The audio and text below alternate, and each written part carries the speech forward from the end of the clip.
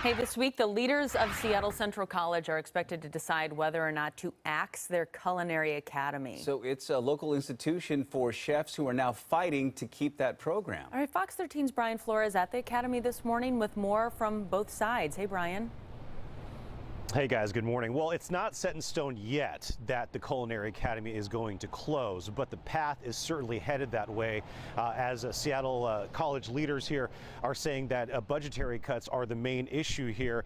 Many renowned chefs, though, have gotten their start at Seattle Culinary Academy here at Seattle Central College, and they are speaking out. Quite frankly, they're shocked at the possibility of it closing. But the main reason why it could close is because of money. According to school officials, their executive leadership team has made the recommendation to close it. They say it's one of the higher cost programs to run.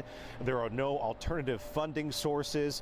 They do say in a statement to us that some money came from international student subsidies from enrollment, but that has sharply declined, and that overall this falls in line with being a good steward of taxpayer funds. However, as the Seattle Times points out, enrollment numbers in the program remain high despite the pandemic, and considering that restaurants need staff and chefs coming out of the pandemic as well, this program really helps in that aspect. We spoke with the business partner, of renowned chef Tom Douglas, who says this program in particular is still very much needed.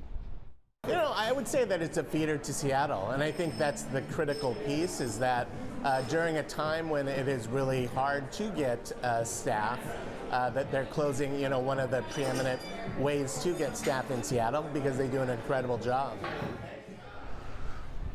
Yeah, so many other restaurant owners are speaking out as well. According to the Times, Christy Brown, chef at nationally recognized restaurant Communion, Matt Dillon of Old Chaser Farm in Vashon, and Paolo Campbell of the Chicken Supply in Phinney Ridge all got their start here at Seattle Central College and Seattle Culinary Academy, and they all owe their start to the program as well. So all morning long, we're going to be here at the Culinary Academy.